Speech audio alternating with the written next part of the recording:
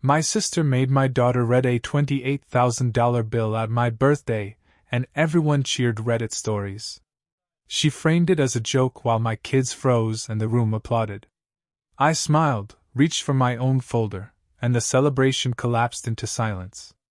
Hi, I'm Irvin. I just turned 30, and at my birthday party my sister stood up, clinked a fork against her glass, and gifted me, no joke, a $28,000 bill for every gift we ever gave you. The room cheered. My kids stared. My wife froze. And I learned instantly that I should have worn boots, because the manure was ankle-deep and rising. It happened right after they brought out the cake, not my cake, mind you. It was the family cake, the 3-tier monstrosity my mom ordered so she could brag about knowing the fancy bakery that uses gold leaf like it grows on trees. I was still holding my son Ben's sticky punch cup when my sister Tessa stood up like she was receiving an Oscar. Before I could blink, she slipped paper wristbands onto my kids like they were livestock tags at the county fair. "These are for the after-party at the lake house," she announced, as if my children should be grateful for being invited to breathe her rarefied air. I hadn't heard anything about an after-party. Mara shot me a look that said, "Did you?" I shook my head. Then Tessa handed my daughter Ellie a folder, my daughter, not me, and said sweet as syrup, "Read it for your dad, honey." Ellie looked up at me with those small, brave eyes kids use when adults put them in the wrong kind of spotlight. She opened the folder with hands too little for that much weight and read, $28,000, for all the gifts we ever gave you. The room erupted. Actual cheering. My aunt clapped like Tessa had cured a disease. My cousin whistled. Someone shouted, "About time." My dad laughed like this was premium entertainment. And my kids stopped smiling. Ben whispered, "Are we in trouble?" Luke looked down at his wristband like it suddenly meant something bad. Ellie's mouth pressed into a straight, shaking line. That was the moment something cold and rooted settled in my chest. I smiled, calm, maybe too calm. Then I walked to the table where I'd placed my own folder earlier. A thick, black one. Very un-Tessa. Very unfancy. Very prepared. I set it down in the center of the room like a man laying out a map for war. "Since we're doing receipts tonight," I said, "I brought mine too." The cheering died so fast you could hear the ice melting in the punch bowl. I opened the folder. "Here are receipts for $340,000. I said. "And that's just the big items." Grant, the husband with the permanent corporate grin, snorted. "That's impossible." A man at the next table stood up, adjusted his glasses, and said in a crisp voice that sliced the air clean, "Oh, it's very possible." Everyone turned. The lawyer. The one I invited. My wife's fingers tightened around the back of my chair. My dad's smile evaporated. Tessa's face went red in slow, catastrophic waves. And me? I felt something I hadn't felt in years. Steady. Because this wasn't revenge. This was the bill for 8 years of being everyone's safety net. And tonight, finally, the net snapped shut. The second the lawyer spoke, the whole room recalibrated, like someone had flicked on fluorescent lights in a bar at closing time and everyone suddenly saw the mess they'd been dancing in. Tessa's smile froze, the kind of brittle expression people get when they realize the punchline is about them. Grant's jaw twitched, like his face was buffering. My mom clutched her pearls, real pearls, which I bought, and my dad leaned back with that stunned, offended look he gets whenever consequences wander into his life uninvited. Meanwhile, my kids stood behind me like startled baby ducks. Ellie, my brave girl, whispered, "Dad, did I do something wrong?" "No, sweetheart," I said without looking away from the crowd. "You didn't do a thing wrong." The lawyer, Mr. Dorsey, stepped forward with the confidence of a man who has told many people in many banquet halls that their fiscal sins have come due. He gestured to the stack of receipts I'd laid out like trading cards. "These payments are documented," he said. "Several as loans, some tied to property transfers, and others," he lifted a page, "as direct contributions with written agreements." That last part made Grant physically flinch. like someone had thrown a cold fish at him. My mom finally found her voice. It wobbled. Irvin, what is all this? Why did you bring this? I said, tapping the $28,000 bill my daughter had been forced to read aloud. A few relatives gasped, not out of moral clarity but because no one talks back to my mother. The family hierarchy had been stable for decades. Parents at the top, Tessa as the golden child, me as the responsible mule pulling the cart, and everyone else somewhere on the hay bales. Tonight, the mule had teeth. I flipped another page in my folder. Tessa's wedding, I said. Venue. Catering. Photographer. Band. The flower upgrade because the roses weren't emotional enough. Total, $68,400. Tessa sputtered. You offered. No, I said. You cried. Mom cried. Dad said we didn't want you feeling less than. And then you promised to pay it back. My dad jumped in. Well, families don't keep score like that. I raised an eyebrow. You literally just handed me a bill with a number printed at the top. More whispers. Someone choked on a sip of champagne. I turned another page. Tessa's house. Down payment. Closing costs. Bridge loan. Grant shifted like his seat had grown thorns. Your cars. Your daycare. Dad's truck repairs. Mom's credit card. Each line felt like a shovel hitting stone. Grant held up a trembling hand. Hold on, there's no way it totals. $340,000, I said. And $62. That extra $62 broke something in him. Precision is devastating. Then Mr. Dorsey cleared his throat.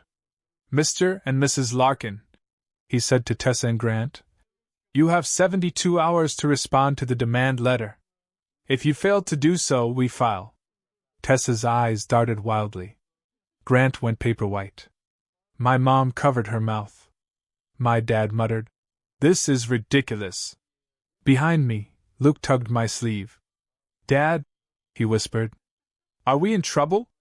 That did it. Not the money. Not the humiliation.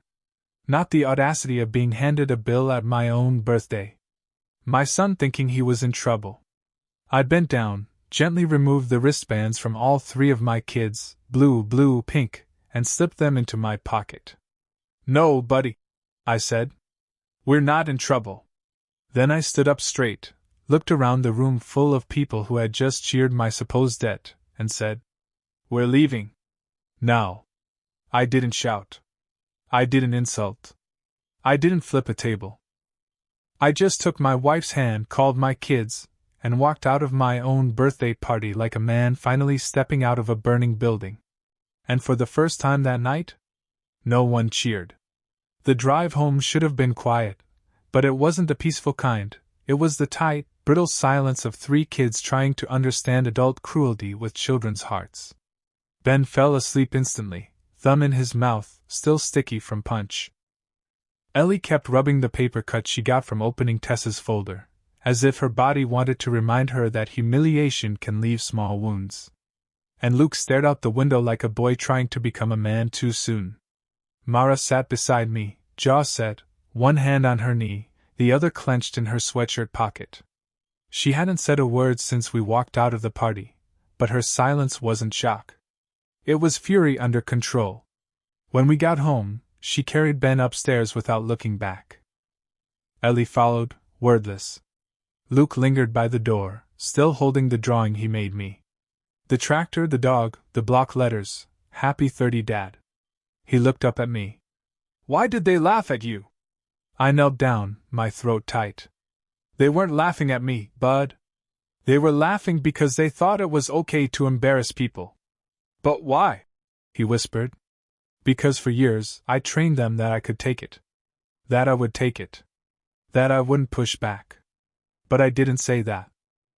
I just touched his shoulder and said, That's not how our family treats people. Not you. Not me. He nodded, but the question stayed in his eyes. After the kids were finally in bed, Mara came downstairs. She stood in the doorway of the kitchen, arms crossed, face flushed with held-back emotion. "Are you done?" she asked, soft but sharp. Not angry. Not accusing. Just exhausted. "Yes," I said.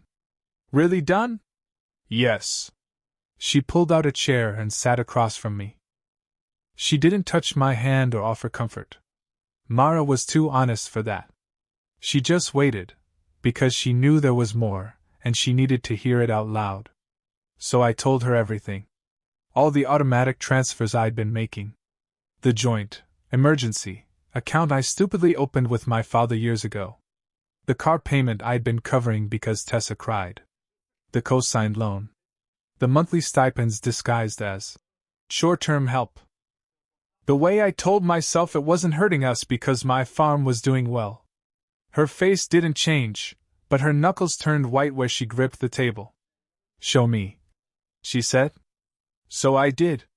I opened the laptop. Logged into the bank.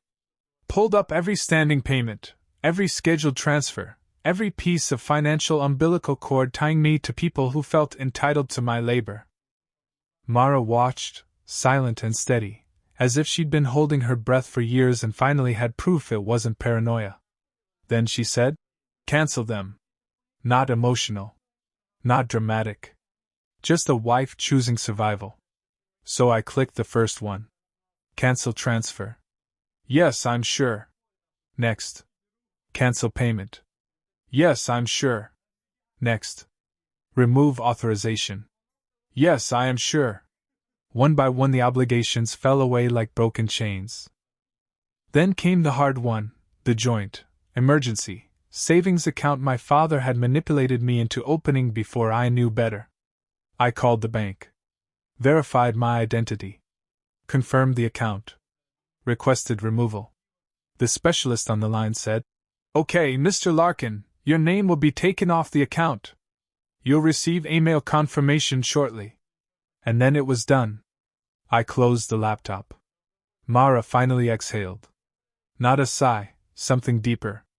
A release. I kept my voice low. "I'm not their backup bank anymore." She nodded, eyes shining, not with tears, but with something fiercer. "Good," she said. "Because your kids need a father, not a resource they drain." That was the turning point. Not the party. Not the receipts. Not the lawyer. This, sitting at our kitchen table, canceling every automatic tie to a family that only loved me when I paid the bill. This was the moment I stopped being useful and started being free. The fallout began before sunrise. Like my family sensed the financial umbilical cord had been cut and woke up screaming. At 6:12 a.m., my mom texted, "Irvin, call me. This isn't funny." At 6:18, "Your father is very upset." At 6:25, Tessa, "You humiliated me. Fix this." At 6:32, Grant, "We need to talk like adults." By 7 o'clock, my voicemail sounded like a haunted house of guilt trips. By 8 o'clock, someone was pounding on our front door hard enough to rattle the hinges. Luke peeked around the corner, eyes wide. "Is Grandpa mad?" Mad didn't begin to cover it. I told him, "Go finish your cereal," and walked to the entryway. Mara reached the door first. She opened it just a crack, enough to block the doorway with her body. My dad stood there, red-faced, wild-eyed, acting like my front porch was a courtroom he had full jurisdiction over. Behind him, my mom stood with her arms wrapped tightly across her chest, her entire posture the universal symbol for "you have wronged me personally." Dad snapped, "Where's Irvin?" I stepped behind Mara. "I'm right here." He tried to push inside, but Mara didn't move. My wife is 5'6" and quiet by nature, but that morning she had the immovable energy of a stone cathedral. Dad pointed a finger at me. "We got notices. The utilities didn't go through. And the bank says the emergency account." I removed myself. I said. My mom gasped like I had confessed to arson. "Why would you do that to us?" I didn't raise my voice. I didn't explain 8 years of being drained dry. I didn't list every broken promise or humiliating request. I said one sentence. I won't fund a family my kids aren't allowed to belong to. Mom sputtered. Allowed? What on earth does that mean? It means, I said, you don't get to use my children as props while you treat them like extras. Dad scoffed. Oh, please. That party stunt. That stunt, I said, was my daughter reading a bill you wrote. You humiliated her. And you cheered. Mom's voice sharpened. Tessa has a sense of humor. You know she didn't mean anything. I nodded once. Then she can laugh while she pays her own bills. Dad jabbed his finger at me again. We raised you better than this. That's when something clicked inside me, a clarity that felt almost peaceful. No, I said. You raised me to be useful, not respected. That ends today. Behind me, I heard soft footsteps. Ellie had come out of the kitchen, holding her small hands together the way she did when the world felt too big. She looked from me to my parents, her lower lip trembling. And suddenly the entire cost of this family dynamic was standing right in front of me, wearing pajamas with tiny horses on them. Dad tried one last time, his voice rising. You think you can just cut us off? After everything we've done for you? I stepped forward, not threatening, just firm. I already paid you back, I said. With interest. Then I closed the door. Not a slam. A steady final click. Mara locked it. We stood there in the silence that followed, breathing hard. For the first time in my entire life, my house felt like mine. And that was only the beginning. The 3 days that followed were educational. Not for me, I already knew exactly who my family was. But for them? It was like watching people discover gravity for the first time and get personally offended that things fall down. The text escalated fast. From my mom. Your father can't sleep. His blood pressure is up. Is that what you want? From my dad. You owe us a conversation. Man to man. From Tessa. You blindsided me. I didn't deserve that. Also, Grant is furious with you. From Grant. We can work this out. No need for lawyers. My phone looked like it was being held hostage. I muted the group. I made pancakes for my kids. I got back to work on the farm. And for the first time in a decade, the world didn't feel like it was balancing on my shoulders. On the second evening, my aunt called, the one who always knows the gossip before the people involved do. She didn't yell. She didn't guilt trip. She didn't take sides. Irvin, she said quietly, your sister is panicking. I leaned against the kitchen counter. About the money? A pause. No. About Grant. That got my attention. Turns out, Tessa hadn't told her husband where all the money actually came from. She'd let him believe my parents had paid for nearly everything: wedding, house, loans, cars. Grant never questioned it, because in his mind, Tessa was the princess and the world bent around her. Learning that I was the one who'd financed their life apparently dropped him into a full existential crisis. She lied to him, my aunt said. For years. I didn't enjoy hearing that. I didn't feel vindicated, triumphant, or smug. I just felt tired. On the third morning, the last day of the 72 hours, Grant appeared at the edge of my property, parked near the gravel lane like a man approaching a bear trap. I walked out to meet him because I didn't want my kids seeing him on the porch. He looked awful. Pale. Disheveled. Like someone had unplugged his confidence and forgotten to plug it back in. I didn't know, he said immediately. I swear to God, Irvin, I didn't know. I believed him. Not because he deserved the benefit of the doubt, but because Tessa's entire personality was built on convincing the world she was more burdened, more deserving, more put together than reality allowed. What do you want? He asked, voice shaky. There it was, the question everyone expected would lead to a dramatic monologue about justice or repayment or revenge. But I had 3 kids inside that barn, and a wife who'd watched me crack under this family for years. So I answered simply. I want my name off your mess. He nodded slowly, like he'd been expecting a grenade and got a broom instead. And, I added, you don't ever use my kids to make a point again. Not Ellie. Not any of them. Grant swallowed hard. I'm sorry, he said. And for once, it sounded like truth. He left without another word. And that, quietly, awkwardly, was the first real consequence Tessa had ever faced. Not the money. Not the lawyer. Not my anger. But the moment her own husband finally saw the truth without the glitter she coated it in. Later that night, after the kids were asleep, Mara sat beside me on the couch, leaned her head on my shoulder, and whispered, Feels lighter. It did. God, it did. But the weight wasn't gone yet. There was still one conversation coming.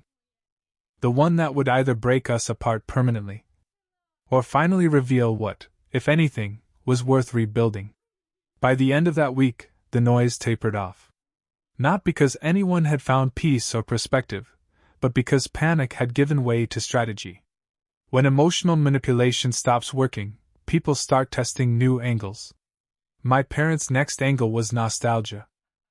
On Saturday afternoon, while the kids were in the barn stacking hay bales into something that was either a fort or a health hazard, my mom texted, We're driving by. Thought maybe we could talk. Like old times. There were no old times worth returning to, but she didn't know that. Or wouldn't admit it. 10 minutes later, their truck rolled slowly past our house. Then again. And again. A parade of avoidance. They didn't stop, they wanted me to stop them. They wanted me to chase their attention the way I'd spent my entire youth chasing approval. I didn't go outside. I didn't wave. I didn't open the curtains. I just kept helping Ellie glue macaroni wheels onto her school project and pretended we didn't notice the surveillance drive-bys. By the fourth loop, Mara muttered, Good grief. They look like they're scouting for a hostage negotiation. I laughed quietly, because she wasn't wrong. That night, once the kids were asleep, another text came, this one clearly written by someone trying to build a case rather than a connection. From Mom. You really mean to do this? Over a joke? We're family, Irvin. I stared at it. The kitchen was dark except for the glow of the phone, and in that light, the words looked even smaller than they were. I wrote back one sentence. Over my kids? Yes. Muted the thread. Put the phone face down. Did not look back. The next morning brought a completely different kind of message, one I didn't expect. Luke had joined a new small group activity at school where the kids filled out all about my dad worksheets. He brought his home, folded carefully, still warm from his backpack. I sat at the table and opened it. Under, my dad works as, he wrote, a farmer. Under, my dad is good at, he wrote, fixing things and staying calm. My throat tightened. But it was the last part that finished me. Under, my dad always says, he wrote, we take care of our own. It hit me like a truth I had forgotten I believed. Because that was the real reason I'd finally drawn the line. Not to punish my parents. Not to shame my sister. Not to win anything. But because my own, my wife, my kids, needed a father who didn't drain himself dry to keep a broken system running. Later that afternoon, Ellie walked into the kitchen holding the worksheet. Are we still doing your birthday? She asked. I blinked. We didn't really do it, did we? She shook her head. No. Aunt Tessa's thing wasn't yours. The way she said it, soft, factual, honest, hit harder than any of Tessa's insults. So we fixed it. That weekend we threw a real birthday. For me. For us. No gold-lettered cake. No wristbands. No stage drama. Just folding chairs in the barn, cheap lights strung from the rafters, paper plates, and the people who actually cared. My cousin Jared showed up and apologized for cheering at the party. My aunt brought a casserole. A neighbor brought pie. The kids ran around with hot cocoa mustaches.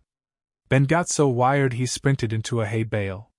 Ellie giggled until she snorted, then giggled harder. Luke taped his tractor drawing to the barn wall like it was fine art. And when everyone sang happy birthday, it finally felt like it was meant for me. Later that night, after everyone left, I stepped outside. The winter air was sharp enough to wake old truths. I reached into my coat pocket and pulled out the 3 wristbands, blue, blue, pink, the ones Tessa put on my kids like tickets to a hierarchy. I held them a moment, then tossed them into the trash by the mudroom. Not dramatic. Just done. Inside, Mara stood at the sink washing plates. She looked over her shoulder. "You okay?" she asked. I nodded. "I am," I said. And for the first time in years I meant it. But the story wasn't finished yet, not by a mile. Because eventually, they were going to call again. And this time, I wasn't walking into that conversation as the family wallet. I was walking in as a father with a spine. It took another 2 weeks for the next rupture. Long enough for everyone to pretend they were calm. Long enough for the family group chat, muted on my end, to simmer down to passive-aggressive memes and Bible verses posted at strategic hours. Then Tessa finally cracked. It was a Thursday evening, around sunset. I was out in the barn with Luke helping him sand a piece of scrap wood. He said he wanted to make a secret box, which was adorable because it was just a shoebox with ambition. Mara opened the barn door and said, "Irvin, your sister's here." Not texted. Not called. Here. I wiped my hands, stepped outside, and saw Tessa standing in our driveway wearing oversized sunglasses even though the sun was gone. She had that stiff posture people get when they're rehearsing being the victim. She didn't look at me first. She looked at the house. The barn. My truck. My kids' bikes. Every symbol of stability she could never control. Then she snapped her attention to me. "Why are you doing this to us?" The opening sentence of someone who has never apologized in their life. "I'm not doing anything to you," I said. "I stopped letting you do things to me." Wrong answer for her narrative. She scoffed loudly. "Grant is furious. Mom is devastated. Dad says you're rewriting history." That line almost made me laugh. Tessa rewriting history was her cardio. She took a step closer. "You blindsided us with that lawyer. You're dragging this into court? Over what? Money you chose to give?" "I chose it," I said, "because you convinced me you'd pay it back. We never agreed on timelines." "You never agreed on anything," I said. "You just took." She flinched. Not because of the words themselves, but because I didn't raise my voice. Tessa couldn't fight calm. She needed chaos. "You ruined my birthday," I added. "But more importantly, you humiliated my daughter." At the mention of Ellie, something flickered across Tessa's face. Guilt? Recognition? Or just the threat of consequences? She tried shifting the blame. "I didn't know she'd read it out loud like that." "You handed her the folder," I said. "You knew exactly what you were doing." Her jaw clenched. She knew I knew. Then came the part she truly cared about. "If Grant files for separation," she said, voice cracking, "it'll be your fault." That stopped me. Not because I believed it. Because she believed I might. "Tessa," I said slowly, "I didn't lie to your husband about who paid for your life." Silence. Her lips parted, but no words came out. Then she did the one thing I didn't expect. She cried. Not the weaponized tears she used on our parents. Not the theatrical sobbing from her wedding planning days. Real tears. Frustrated, scared, unfiltered tears. "You're supposed to be on my side," she whispered. I let that hang. She wasn't actually asking for my support. She was asking for my obedience. My money. My silence. And I was finally done giving her any of those. "I am on your side," I said. "The side that wants you to stand on your own 2 feet. The side that won't let you use my kids as props. The side that won't fund your humiliation of other people." She shook her head. "You're ruining everything." "No," I said gently. I'm just not fixing everything for you anymore. Her breath hitched, anger, grief, disbelief swirling. And right then, the barn door slid open. Ellie stepped out. She held her stuffed horse under one arm and stared at Tessa with quiet, steady eyes. The same eyes she had at my birthday party while holding that bill. Tessa swallowed hard. "Hi, sweetheart," she said, voice trembling. Ellie didn't answer. Just looked at her. And in that look, small, calm, certain, Tessa finally saw herself the way my daughter saw her. Not as an authority. Not as the golden sister. Not as someone owed anything. Just someone who'd hurt her dad.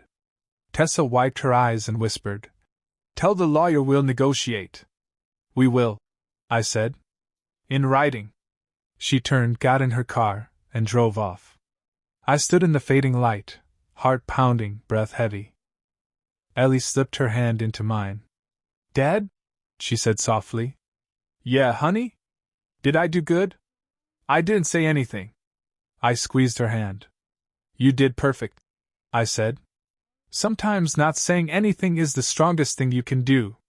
And as the taillights disappeared into the dark, I realized something I had missed for 30 years. Silence can be loud. Boundaries can be calm. And sometimes the smallest voice in the room is the one that ends the cycle. 2 days after Tessa drove away, the quiet settled again, but this time, it wasn't the tense, anticipatory quiet of a storm. It was the kind that follows a controlled burn. The world isn't in flames anymore, but everything smells like truth. Life kept going. The kids went to school. I repaired a broken fence panel by the south pasture. Mara worked her shift at the clinic. We ate dinner at the table without my phone buzzing every 3 minutes like a distressed pigeon. But families don't collapse cleanly. They crumble in rounds. The next rupture came from my father. It was a Saturday morning, the kind that starts with coffee and chores, the air cold enough that every breath felt like you could see your mistakes leaving your mouth. I was in the driveway tightening the hitch on the trailer when I saw a familiar figure walking up the lane. My dad. No truck. No mom. No dramatic entrance. He walked like a man coming to confess something or bury something. Hard to tell which. I didn't call out. Didn't wave. Just waited. He stopped a few feet away, hands shoved into his jacket pockets, jaw working like he was chewing nails. "You could have talked to me," he said finally. "Dad," I replied. "Every time I tried talking, you called it drama." He winced, just barely, a crack in the armor. "I didn't know it was like that," he muttered. "Yes," I said calmly.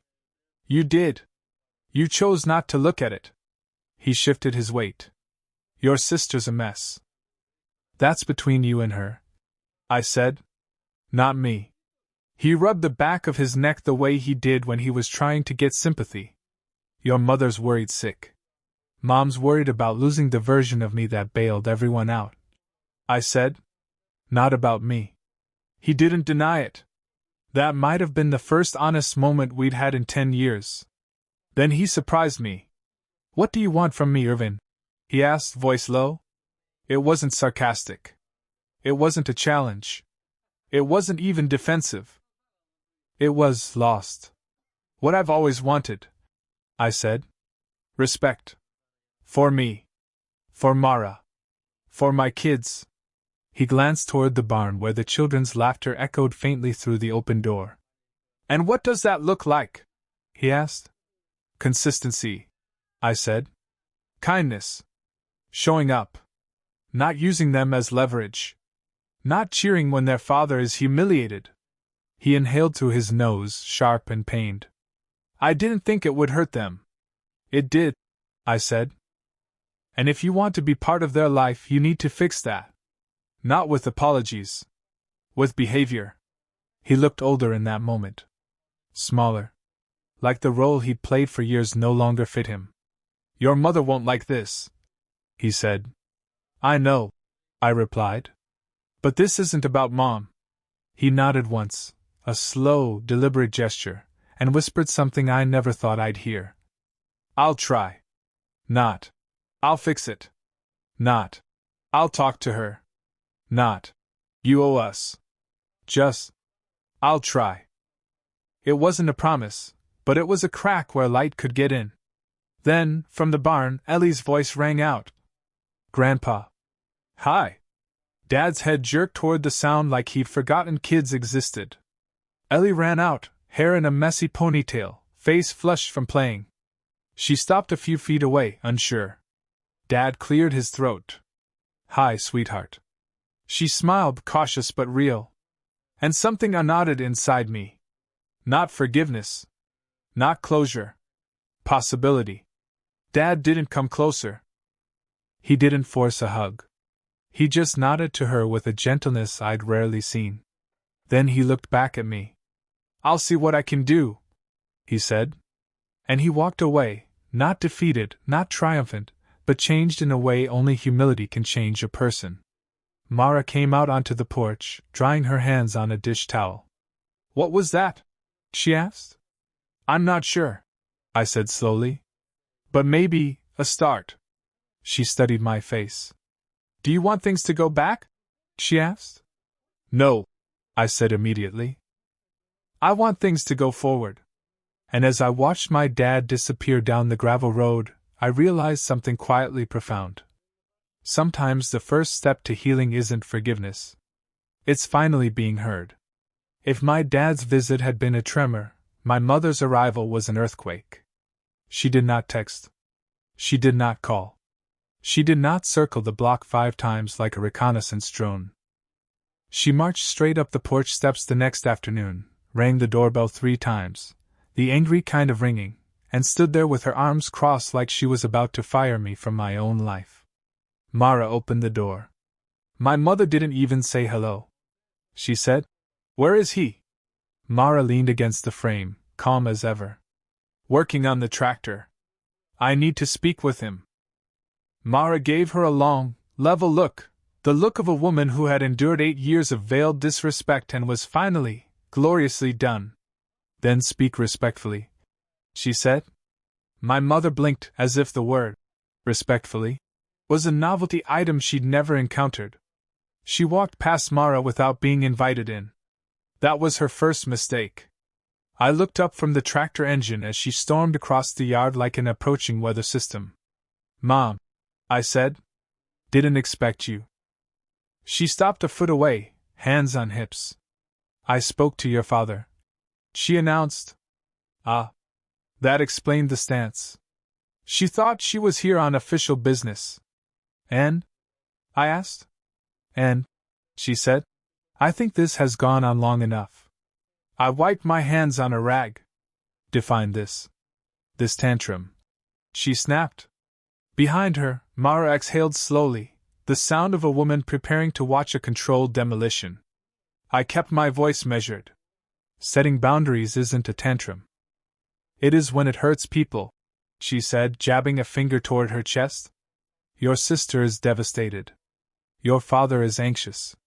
I haven't slept in weeks. I let that sit.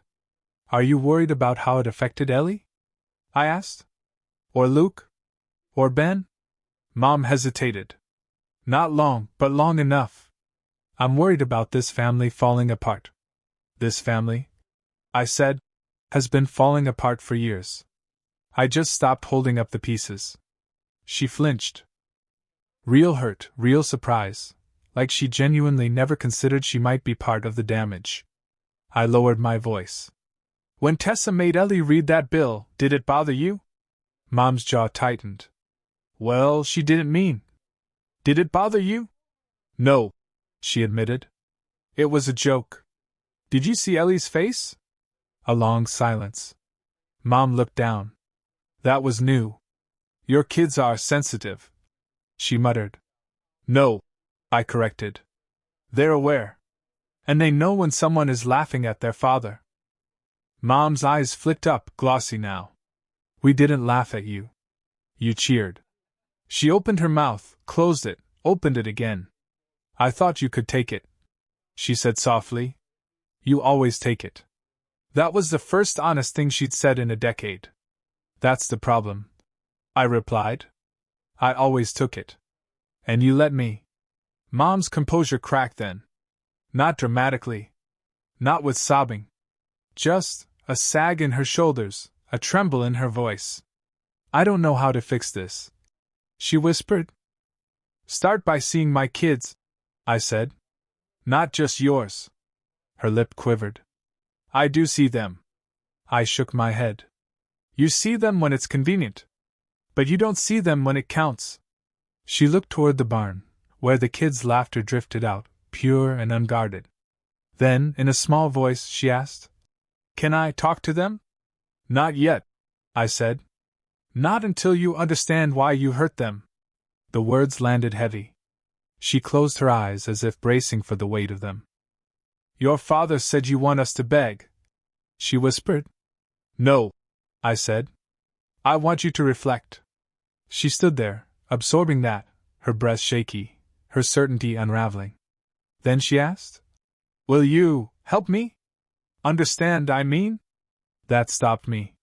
Because it didn't sound manipulative, or defensive, or theatrical. It sounded like my mother, my real mother, peeking out from under years of dysfunction. Yes, I said quietly. But slowly. She nodded. Slowly. Carefully. Like someone stepping off a ledge and hoping the ground exists. I'll try, she said. And for the first time, she meant it. She turned to leave, walking slower than she came. Mara stepped closer to me, watching her go. That, Mara said softly, was different. Yeah, I murmured. I think she finally heard us. Mara slipped her arm around my waist. You did the right thing, she said. I didn't say anything. Because for the first time in my life, I believed it. Winter came early that year, a soft one, quiet snow, gentle mornings, the kind where the world feels like it's thinking before it speaks. The tension with my family didn't vanish, but it settled into something honest. Not healed, not perfect, just true. Dad started stopping by the farm again. Not to demand.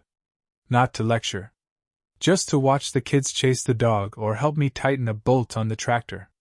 He didn't try too hard, he just tried. And that was new. Mom took longer.